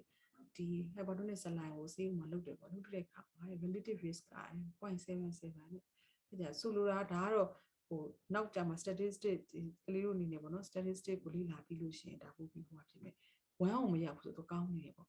ကြည့်လိုက်လို့ရှိရင် confidence interval ကြည့်လိုက်တော့လည်း 0.62 ကနေ 0.96 ဆိုတော့1ထိမရောက်နေတဲ့အတွက်ကြောင့်သူ့မှာကောင်းတဲ့ effect ရှိတယ်လို့ယူဆရမယ်ဒါပေမဲ့လေတဲ့သူ့ရဲ့ result တွေရတဲ့အရင်ကြီးပေါ့နော်ဒါ strong ဖြစ်မနေဘူး heterogeneity တွေပါတယ်တဲ့အဲ့ဒါကောင်းတယ်လို့ရှိရပေါ့အဲ့လောက်မှတ်ထားရင်ရပြီ study လုပ်တယ်ဒါတကယ်ကို 8RCT ကိုမှ meta analysis လုပ်ထားတယ်ဆိုတာတော်တော်ကို strong ဖြစ်တယ်ပေါ့နော်တိတ်ပြီးလွဲစရာမရှိဘူးအဲ့ဒီမှာသူဒီကောင်းတယ်လို့ရှိရပေါ့ဒါပေမဲ့လေတဲ့ဒီ high quality study ထပ်ပြီးလိုချင်သေးတယ်တဲ့ဒါကြောင့်မို့လို့တဲ့ဒီ nebulized saline ကိုဒီ study ပေါ်မှာပဲမူတည်ပြီးတော့သုံးပါလို့မပြောဘူး not routinely use လို့ပဲသုံးတယ်ပုံမှန်မသုံးနဲ့လိုရင်တော့သုံးပေါ့နော်သူဆိုလိုချင်တာအဲ့ကြတော့ nice က2015ထုတ်တဲ့ nice ကဘာပြောလဲဆိုတော့ hypertonic saline မသုံးနဲ့လို့ပြောတယ်ဒါပေမဲ့2014တုန်းကသုံးတဲ့ AEP ကတော့ maybe administer ပေါ့နော်လို့ဟိုပါပေါ့နော်ကိုဟာကိုချင်းချင်းသုံးပါလို့ပြောတယ်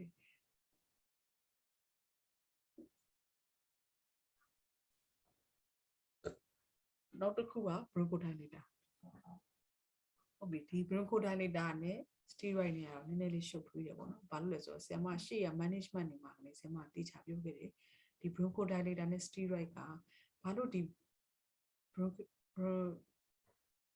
ဒီ disease မှာပေါ့နော် bronchiolitis မှာလာရှုပ်လဲဆိုတော့ရှေ့မှာပြောခဲ့တယ် asthma နဲ့ viral wheeze ကလာပြီးဒီမှာရောနေတဲ့အတွက်ကြောင့်မို့သူတို့ရဲ့ treatment တွေကဒီမှာလာပြီးတော့အာနိသင်ရှိတယ်လို့မရှိတယ်လို့ဖြစ်နေတာပေါ့ဒါသုံးမှလားမသုံးဘူးလား RCT လုပ်လိုက်တယ်တဲ့ဒီ systemic review တွေလုပ်တယ်ပေါ့နော်လုပ်တဲ့အခါမှာတဲ့ bronchodilator သုံးလိုက်လို့ရှိရင် short term improvement ရှိပေါ့ချက်ချင်းသက်သာသွားတယ်လို့ရှိတယ်ဒါပေမဲ့တဲ့ overall outcome တွေ overall effect တွေမှာတော့တိတ်တော့ role မရှိဘူးလို့ပြောတယ်ပေါ့ဒါ bronchiolitis အနေနဲ့ပြောတာပေါ့နော်အဲ့ခါကျဒါပေမဲ့လည်းတဲ့သူထပ်ပြီးတော့ပြောသေးတယ်ဒီ study တွေမှာတဲ့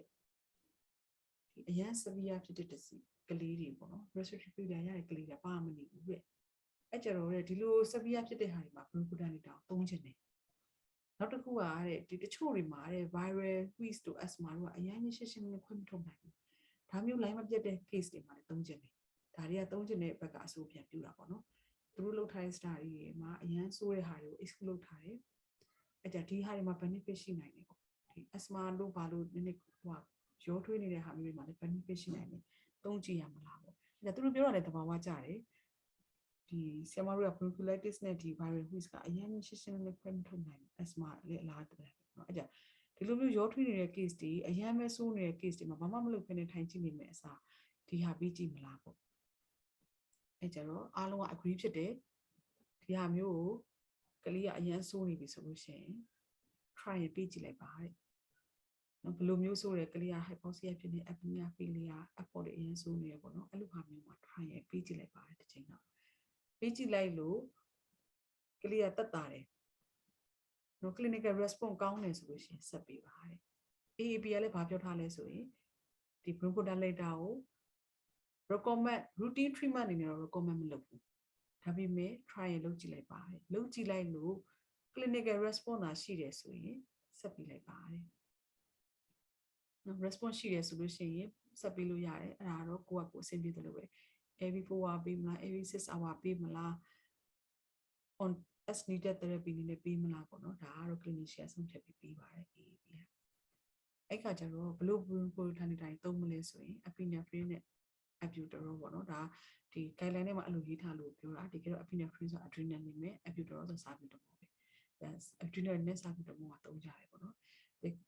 ပေါ့နော်ဆရာမတို့ clinical practice မှာတော့ salbutamol ကိုပဲအများဆုံးသုံးနေရှိတယ် adrenaline ကအရင်ကြီးတွင်တွင်ကျသုံးနေမရှိဘူးပေါ့နော်ဒီ adrenaline ကတဲ့ outpatient setting မှာပေးလို့မရဘူးတဲ့ဘာလို့လဲဆိုတော့ monitor မလုပ်ဘဲနဲ့ပေးဖို့ဟာ safety မဖြစ်ဘူးအဲ့ဒါကြောင့်မို့ adrenaline ကအရင်ကြီးတွင်တွင်ကျမသုံးဘူးပေါ့နော် salbutamol ကတော့ outpatient setting မှာပေးလိုက်လို့ရတယ်ပေးလို့လည်းလွယ်တယ်အတွက်ကြောင့်မို့သူကပို့ပြီး prefer ဖြစ်တယ်ဒီနှစ်ခုထဲမှာအဲ့ကြတော့ action အဖြစ်တော့သူတို့နှစ်ခုကအရင်ကြီးမကွာနေဘူးတခုတော့ပြောတယ်ဒီ adrenaline ကသူကဒီ vessel တွေကို stabilize ဖြစ်တဲ့အတွက်ကြောင့်မို့ secretion မှာသူက muscle ဒီ bronchodilating action အပြင်ဒီ secretion မှာရောတဲ့အတွက်ကြောင့်မို့ action အဖြစ်နည်းနည်းလေးတော့ပိုကောင်းတယ်ဒါပေမဲ့ဒီလို administer လုပ်ရတာပေးရတာလွယ်တာ salbutamol ပို့လို့တဲ့ကြောင့်မို့ salbutamol ပို့ပြီးတော့ရှေ့ကိုရောက်လာတယ်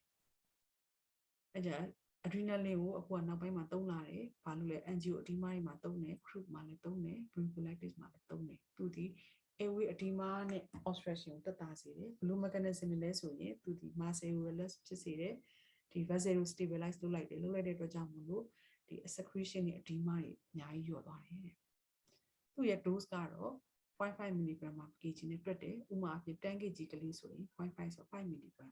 နော်အဲ့ကြတော့ဥမာ12 kg ဖြစ်လဲ5 mg ပဲသူကသူ18 kg ဆိုလဲ5 mg ပဲကလေးတွေမှာတော့ maximum 5 mg နဲ့ဥမာ5 kg ဆိုရင်တော့ 2.5 mg ပေါ့နော်5အောက်10 kg အောက်ဆိုရင်တော့အတိအကျတွက်မယ်10 kg အထက်ဆိုတော့5 mg ပဲပြီးမယ်ဆရာမပုံမှန်ဒီ ampule မှာပါတယ်1:1000 solution ကိုသုံးမယ်5 mg ဆိုတော့ဘယ်လောက်လဲ5 cc ပေါ့1 mg 1 mg ပါတာဆိုတော့နောက်တစ်ခုကဒါ salbutamol ရဲ့ dosage တွေဒါတော့ဆရာမကအားလုံးပဲလွယ်လွယ်ကူကူသုံးနေတဲ့အတွက်ကြောင့်မလို့ဟိုတတိကျကျပြန်မရှင်းပြတော့ဘူးเนาะဟုတ်ပြီအဲ့ကျတော့ nebulized bronchodilator တွေသုံးနေပေါ့နော် nebulized သုံးနေ salbutamol မှာဆို puff သုံးနေပေါ့ oral သုံးမှလားဆိုတော့ oral ဟာတဲ့လုံးဝမသုံးဘူးတဲ့ဘာမှ ဟိုလေကောင်းတဲ့ effect တွေလည်းလုံးဝမရှိရတဲ့အကြောင်း oral ရော obsolete ပေါ့နော်ပို့ဆိုတာသူဒီ oral သုံးလိုက်ခြင်းအပြင် heart rate တွေလည်းပိုများလာတဲ့အတွက်ကြောင့်လုံးဝမသုံးပါနဲ့နောက်တစ်ခုက steroid ပေါ့နော်အဲကြ steroid ကိုမသွားခင် bronchodilator ကိုပြန်ပြီးတော့အချုပ်ပြောရမယ်ဆိုရင်เนาะ bronchodilator ဒီ pure bronchiolitis မှာ rule မရှိဘူးဒါပေမဲ့study ရ rule မရှိဘူးပေါ့နော်ဒါပေမဲ့သူတို့လုပ်တဲ့ study တွေမှာအရန်ဆိုးတဲ့ကလေးတွေပါမနေဘူးနောက်တစ်ခုက asthma တို့ viral wheeze တို့တိတ်မခွဲခြားနိုင်တဲ့ကလေးမျိုးအရန်ဆိုးတဲ့ကလေးမျိုးဒါမျိုးတွေမှာသူက trial ပေးဖို့အလောင်းလုပ်ထားတယ်ကောင်းတယ်ဆိုရင်ဆက်ပေးဖို့လည်းအလောင်းလုပ်ထားတယ်ဒါက bronchodilator ပေါ့နော်နောက်တစ်ခုက steroid ကိုလည်းအဲ့လိုပဲပေးမလားတဲ့ဒါ asthma ရဲ့ main treatment တစ်ခုဖြစ်တဲ့ steroid နဲ့ bronchodilator ကိုဒီဆရာမတို့ bronchiolitis မှာသုံးမလားပေါ့နော် bronchodilator ကတော့ trial ပေးဆိုတဲ့ဟာ pass ဖြစ်သွားပြီပေးသုံးမယ်ပေါ့နော် steroid ကိုသုံးမလားပေါ့နော်ဘာလို့လဲဆိုတော့ bronchiolitis first episode တွေကတဲ့ asthma လည်းဖြစ်နိုင်တာပဲတဲ့ကောင်းနိုင်တယ်ပေါ့ဒါကသုံးကျင်တဲ့သူတွေအဆိုပြုတာပေါ့အဲ့မှာအဲ့တော့ဒီလိုမရှင်းဖြစ်နေတာကိုရှင်းအောင်လို့ခွဲခြားလိုက်တဲ့ study တခုရှိတယ်သူကဘာလုပ်လဲဆိုတော့နှစ်အောက်ကလေးပေါင်း2500လောက်ကို study လုပ်လိုက်တယ် observational study ပေါ့နော်သူကဘယ်လိုလုပ်လဲဆိုရင်အဲ့ကလေးတွေကဘယ်လိုကလေးတွေလဲဆိုတော့တဲ့ bronchiolitis အနေနဲ့လည်းဆေးရုံတက်ဖူးတယ်နောက်ပိုင်းကျတော့ asthma လို့ diagnosis ဖြစ်ပြီးတော့လည်းဆေးရုံတက်ဖူးတယ်ဒီကလေးတယောက်တည်းပဲပေါ့နော်ငယ်တော့ bronchiolitis နဲ့ဆေးရုံတွေတက်ခဲ့တယ်ပြီးတော့နည်းနည်းကြီးတော့ asthma လို့ diagnosis တက်ခံပြီးတော့ဆေးရုံတွေတက်အဲ့ဒါသူ့ရဲ့ရှေ့ history ကိုပြန်ကြည့်လိုက်တော့တဲ့ဟိုရှေ့မှာဖြစ်ခဲ့တဲ့ bronchiolitis ဒီ asthma component လားဆိုတဲ့ဟာကိုစဉ်းစားစရာပဲအဲ့ကြတော့အဲ့ရှေ့မှာတော့ဖြစ်ခဲ့တဲ့ bronchiolitis အနေနဲ့ဆေးရုံတင်စင်တော့ဟာတဲ့ steroid တွေသုံးကြည့်တယ်တဲ့အဲ့လိုသုံးလိုက်တဲ့အခါမှာလေဘာ improvement မှမရှိဘူးလေအဲ့ကြဆိုလိုတာကနောက်ပိုင်းမှာ asthma ဖြစ်မဲ့ကလေးတောင်မှဒီ steroid သုံးရဖြစ်ဘာမှ benefit မရှိဘူးပေါ့အဲ့ကြတော့ဒီ asthma ဆိုတာကိုထည့်ပြီးတော့မစဉ်းစားစေချင်ဘူးပေါ့နော်ဒီ study ရနောက်တစ်ခုကဒီ meta analysis တစ်ခုလုပ်တယ်ဒီ systemic steroid တွေပေါ့နော် oral IV IM တွေလုပ်ကြည့်တယ်ဘာမှ effect မရှိဘူးဒီ hospital stay တွေရော clinical outcome တွေရောအကုန်လုံးပါပေါ့နော်သူတို့လုပ်တဲ့ parameter မှာဘာမှကောင်းကျိုးဟိုပါပေါ့နော်ပိုကောင်းတာလေဆိုတာမရှိဘူးတဲ့နောက်တခြား Cochrane study တွေမှာလည်းပြောတယ်ဒီကလေးတွေ1200လောက်ကိုစမ်းထားတယ်ဘာမှသူက significant effect မရှိဘူးဒါကြောင့်မို့လို့နောက်ဆုံးနှစ်ချုပ်လိုက်တဲ့အခါကျတော့တဲ့ဒီ asthma တွေ theoretically အရ theory အရ anti inflammatory effect ရှိပြီမဲ့ bronchiolitis မှာတော့တဲ့ effect ကတိတ်မရှိဘူးတဲ့ပြောပါလောက်အောင်မရှိတဲ့အတွက်ကြောင့်မို့လို့တဲ့ဒီမသေးကြတော့မှ bronchiolitis လို့မသေးကြတဲ့ကလေးမှာတော့မှာတဲ့ဒါကိုစမ်းပြီးပေးကြည့်မယ်ဆိုတာမျိုးကိုသူတို့ recommend လုပ်ပါဘူးတဲ့နောက်တစ်ခုက steroid ကို inhaler form နဲ့ပေးမလားတဲ့ဒီဟာတွေပေါ့နော် asthma မှာသုံးတဲ့ဟာတွေဒါတွေကလည်းလုံးဝမသုံးပါနဲ့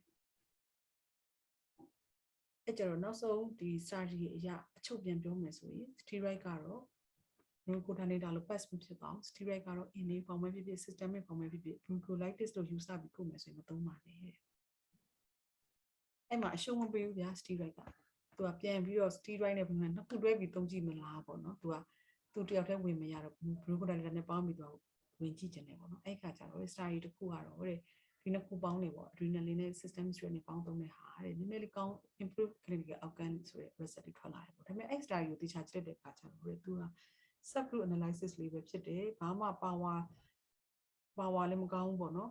ဒီ design အဖြစ်လည်းဘာမှဟိုဟာ strong ဖြစ်မနေဘူးအဲ့ဒါကြောင့်မလို့သူ့ရဲ့ result ကိုဆရာမတို့ဟာယူမသုံးဘူးတဲ့ဒီကလေးမှသုံးချင်တယ်ဆိုရင်တော့တဲ့ဒီကလေးကိုပဲ strong ဖြစ်တဲ့ study တွေဆက်ပြီးလုပ်ဖို့လိုတယ်ဟုတ်ပြီ antibiotic ကဆရာမရှေ့မှာပြပြသားမသုံးဘူးလို့ပြောခဲ့တယ်ဒါပေမဲ့ဒီမှာ slide နဲ့ဘာလို့ပြန်ရှင်းထားလဲဆိုတော့တဲ့တကယ်လို့များဒီ viral infection တွေဝင်သွားတယ်ကလေးက weak ဖြစ်တယ် immune အဖြစ် weak ဖြစ်တယ်နောက်ပိုင်းမှာ secondary bacterial infection ဆိုတာဝင်လေးရှိတယ်ပေါ့နော်အဲ့ဒါကြောင့်မို့လို့တဲ့ဒီဆရာမတို့ bronchiolitis ကုနေနဲ့အများအားစိတ်ထဲမှာ secondary bacterial infection ဟာရှိနေနိုင်တယ်ဆိုတော့အကောင်းထဲမှာရှိထားပြီးဒီလိုဟာမျိုးတွေ suspect ဖြစ်လာမယ်ဆိုရင်ဆရာမတို့က antibiotic ပေးဖို့လိုတယ်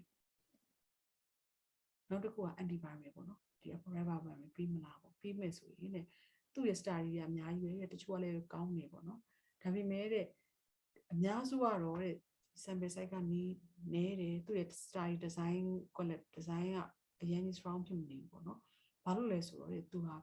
ဈေးလည်းကြီးတယ်ပေးရတာလည်းခက်တယ်အဲ့ဒါကြောင့်ဒီအချက်တွေကြောင့်မို့သူ့ကို study လုပ်ရတဲ့အချိန်မှာလည်းပါတယ် barrier အများကြီးရှိတယ်ပေါ့နော်ဒါကြောင့်မို့လို့တဲ့ဒီ rubber viral နဲ့ပတ်သက်လို့ဒီ strong ဖြစ်တဲ့ strong ဖြစ်တဲ့ဒီ reset တွေမရှိသေးတဲ့အတွက်ကြောင့်မလို့ routine မသုံးပါနဲ့တကယ်သူက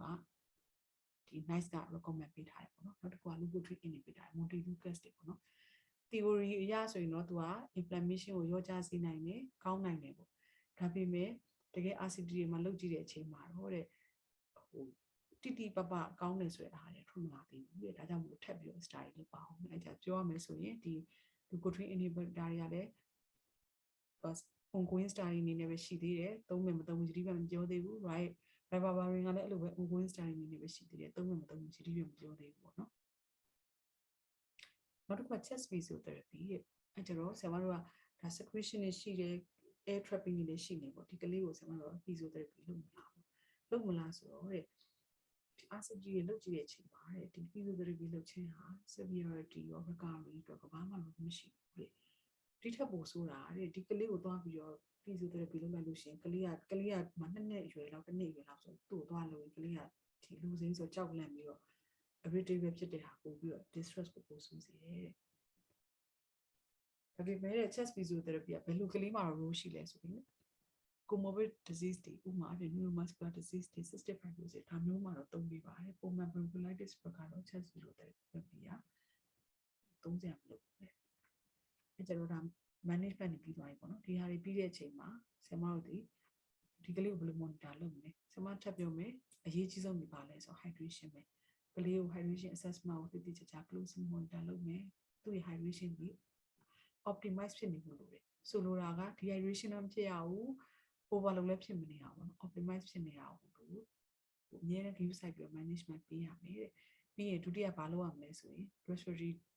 portion ပေါ့နော် hydration portion ကို monitor လုပ်ပြီးရင် respiratory portion ပေါ့ SpO2 တိုင်းမယ်တခြားဒီ respiratory distress တွေကိုကြည့်မယ်ပေါ့နော်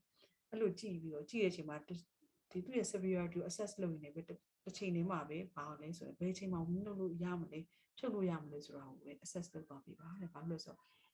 treatment တွေကိုလိုရင်ပေးနိုင်ဖို့ကနံပါတ်1ပေါ့နောက်တစ်ခုကနံပါတ်2ကမလိုတဲ့ treatment ကိုအများဆုံးဖြုတ်နိုင်ဖို့အရေးကြီးတဲ့အပိုင်းပဲတဲ့။ဘာတွေပါဆက်ပြီး monitor လုပ်ဖို့လိုလဲဒီ cardiopulmonary status တွေကိုဆက်ပြီး monitor လုပ်ဖို့လိုတယ်အရန်ဆိုးရဆိုလို့ရှိရင် continuously ဒီ schedule monitor မဟုတ်ဘဲနဲ့ continuously monitor လုပ်ဖို့လုပ်နေလို့တဲ့ဘလို့အချိန်မှာ ICU refer လုပ်နေဒါလေးတော့လွယ်လွယ်လေးပါပဲကလေးက failure ရလာပြီပေါ့နော် exhaustion တွေဖြစ်လာပြီ conscious level တွေ alter ဖြစ်လာပြီဆိုရင်တော့refer လုပ်ဖို့လိုတယ် ICU ရောက်လို့ရှိရင်ရောဆရာမတို့ဘာ management ထပ်ပြီးမလဲပေါ့ ICU ရောက်လို့ရှိရင်လေအဓိကတော့ oxygenation ကိုပိုအောင်ပေးတယ် CPAP တိုးပေးကြည့်မယ် CPAP နဲ့မရလို့ရှိရင်ပါလို့ဆို ventilator တင်မယ်ပေါ့နော်အဲကြတော့ဒါဆရာမအနေနဲ့ဒီ bronchiolitis ရဲ့ diagnosis ပေါ့နော် management ဒီမှာပြီးပြီပေါ့နော်အဲ့မှာဘယ်အချိန်မှာ discharge လုပ်မလဲဆိုတော့ဆရာမတို့ admission လုပ်ခဲ့တဲ့ criteria ခုခုဖြစ်ရင် discharge လုပ်မယ်ပေါ့အဓိကတော့ဘာလို့ admit လုပ်ခဲ့လဲအဓိက oxygenation လို့လုပ်ခဲ့တယ်နောက်တစ်ခုက fluid လို့လုပ်ခဲ့တယ်ဒီ oxygenation တွေပြည်လည်သွားပြီဆိုရင်ပြန်ပြီးဆင်းပြီးမှာပေါ့အဲ့ဒါမျိုးဆိုလဲတကယ်ပဲပြည်လည်တာလားပေါ့ကလေးအိတ်နေတဲ့အချိန်တွေမှာတည်တည်ချာတိုင်းပေါ့နော်တစ်ချက်တည်းတိုင်းနဲ့မရဘူးပေါ့တည်တည်ချာကိုပဲတစ်ခါ3ခါလောက်တေချာပေါ့ဒီကလေးကကောင်းမှတေချာပြီဆိုပြန်ဆင်းလို့ရပြီနောက်တစ်ခုက fluid intake တွေလည်းကောင်းသွားပြီပေါ့နော် hydration ကလည်းပြည်လည်သွားပြီဒီကလေးမိဘအနေနဲ့ကလည်းဒီကလေးမိဘလက်ထဲကိုလည်းကလေးကိုစိတ်ချလက်ချအဲ့လိုရပြီဆိုလို့ရှိရင်ပြန်ပေးဆင်းလိုက်ပါတဲ့ prevention ပေါ့နော်ဒါကတော့ပြည့်စုံအောင်ရေးပြတာပေါ့နော်ဒါကတော့လွယ်လွယ်လေးပါပဲဒီလို viral infection တွေမကူအောင်ဆိုတော့ဒါအခုကလူတိုင်းကိုသိတယ်ပေါ့နော်အဓိကတော့လက်ဆေးရမယ်ပေါ့နော် mask တက်ဖို့တည်းတော့မပြောဘူးဒါပေမဲ့အခုကတော့ COVID-19 ကာကွယ်ရေးနဲ့ဒီဟာတွေအလုံးလုံးကာကွယ်ပြီးသားဖြစ်ရောပေါ့နော်ဒီမှာတော့ bronchiolitis လို့ပြောလို့ရှိရင်အားလုံးကပါလီပြီး zoom ဆိုတာဘာကြောင့်မှမသိဘူးတွဲပြီးမြင်တယ်ပေါ့နော်အဲ့ဒါကြောင့်ဒါလေးကိုဆရာမပြည့်စုံအောင်ထည့်တာဒီပါလီ zoom ဆိုတဲ့ဟာက immunoprophylaxis ပေါ့သူဒီပါလဲဆိုတော့ RSV F glycoprotein ကို against လုပ်တယ် monoclonal antibody ပေါ့ဆိုတော့ပြောမယ်ဆို immunomodulator ပေါ့နော်သူ့ကိုသူတွေမှာပေးလဲဆိုတော့ preterm တွေမှာပေးတယ်တခြား underlying disease ရှိတဲ့သူတွေမှာပေးတယ်သူဒီအရန်နဲ့ဈေးကြီးတယ် man လည်းပေးရတယ်ဆိုတော့ဆရာမတို့ဒီမှာတော့ကြားဘူးမကြားဘူးလားပါဟုတ်ပြီဆရာမဒီ bronchiolitis မှာဆရာမပြောခဲ့တာနည်းနည်းလေးရှုပ်ထွေးခဲ့တယ်ပေါ့နော်ဒီသူရဲ့ diagnosis မှာရော management ပေးမလားမပေးဘူးလားဒါ bronchiolitis လို့သုံးပါလား viral fever လားအဲ့ကြတော့ take home message ကြတော့ဆရာမအနေနဲ့ဒီဟာလေးကောင်းတဲ့ဝင်သွားရင်ဆရာမကျင်းနေပြီဆိုရှင်းမှာပြောခဲ့တယ် tuberculosis လို့ယူဆပြီးတော့ manage လုပ်မယ်ဆိုရင်အရေးကြီးဆုံးဒီပါလဲ supportive care hydration oxygenation အဲ့ခါကျတော့ဒီကလေးတွေကို treat လုပ်တဲ့အချိန်မှာကလေးလေးကသက်ရှူရခက်တယ်ပေါ့နော်ကလေးလေးကကလေးမိတဲ့ကလေးကိုပိုက်ပြီးကိုယ်စီကိုပြေးလာတဲ့အချိန်မှာကိုယ်ကကြည့်လိုက်တယ်ဒါ home care လောက်နေပဲရတယ်ဆိုရင်အမေကိုကိုကဘာလုပ်မလဲပါရာစီတမောပေးမယ်နှုံများတိုက်ဖို့တေချာမှာလိုက်မယ်ဒီတခြားအစာပြည့်စွက်စာစားရကလေးဆိုလည်းပြည့်စွက်စာဘယ်လိုစားဖို့တေချာမှာလိုက်မယ်ပေါ့နော်ပါရာစီတမောပေးမယ် NS nasal drop လေးပေးမယ်နှုတ်တေချာတိုက်ဖို့ပြောမယ်ပြီးရင်ဘယ်လိုတွေဖြစ်ပြန်လာပါပြောမယ်ပြီးပြန်လိုက်ရင်ကလေးမယားကိုထူဆန်းတဲ့တက်တော့ပါလို့ကြည့်လိမ့်မယ်သူကကိုစီကိုလာတာဘာလဲဆိုဆရာဝန်ဆိုအားကိုးပြီးဆေးတွေများပြီးလိုက်မလားဆိုလာတာဒီဆရာဝန်ကကိုယ်ကိုကလေးကိုလုတိုက်ခိုင်းပြီးပြန်လွတ်တယ်ဆိုတော့ဒါပေမဲ့ဘလို့ပဲကလေးမိတွေကြည့်ကြည့်ကိုဒီ strong ဖြစ်ရမယ်အမေကိုနားလေအောင်နားဝင်အောင်ပြောနိုင်ရမယ်ဒါတွေကမလိုအပ်ဘူးဆိုတဲ့ဟာကိုနောက်တစ်ခုကဆေးရုံရောက်ရင်လည်းအဲ့လိုပဲဆေးရုံရောက်လို့ရှိရင်ဆမတို့ဒီဘာပဲပြီးမယ်အောက်ဆီဂျင်မဲ့ထပ်ပြီးမယ် fluid ပြီးမယ်အောက်ဆီဂျင်မဲ့ထပ်ပြီးမယ်ကလေးက distress အရင်ဆိုရယ်ဘာမှ antibiotic ဒီပေးစရာမလိုဘူး pneumatics လုံးဝတေးချင်ဒါကိုလည်း strongly ပို့ဟိုဖြစ်ပြီးတော့တေချာပေါက်ရက်တည်ပြီးတော့ဒီ antibiotic တွေမလိုဝဲမသုံးနိုင်အောင်လို့တေချာချာပေါ့နော်ကုသစေချင်တယ်ပေါ့ဆရာမအနေနဲ့ကလေအဲ့ဒါကြောင့်အဓိကတော့ supportive care hydration oxygenation ထပ်ပြောမယ်ကလေးလေးမှာဒီ management မှာအဓိကပါတယ် home care တိတ်မဆိုရင် home care hydration နဲ့ home supportive care နဲ့ home care ပြန်ပြီးမယ်နည်းနည်းဆိုရင် oxygenation separate နဲ့ပြီးမယ်တကယ်လို့လိုရင် right to ပြီးနေပြီးမယ်အဲ့ထပ်ပို့ဆိုလိုက် CPAP ပြီးမယ် fluid ကို IV ပေါင်းပြောင်းမယ်ဒါပဲအဲ့ခါကျတော့ဆရာမအနေနဲ့နောက်ဆုံးအနေနဲ့ကတော့ဒီဟာလေးကိုပြီးရဒီနာထားမယ့်အတွက်ကျေးဇူးတင်ပါတယ်နောက်တစ်ခုက bronchiolitis တွေကိုတည်တည်ချာချာ diagnosis လုပ်နိုင်ပြီးတော့လိုရ treatment ပေးနိုင်ပြီးမလိုရ treatment မပေးနိုင်တဲ့ဆရာဝန်ဖြစ်ပါစေလို့ဆုတောင်းပေးလိုက်ပါတယ်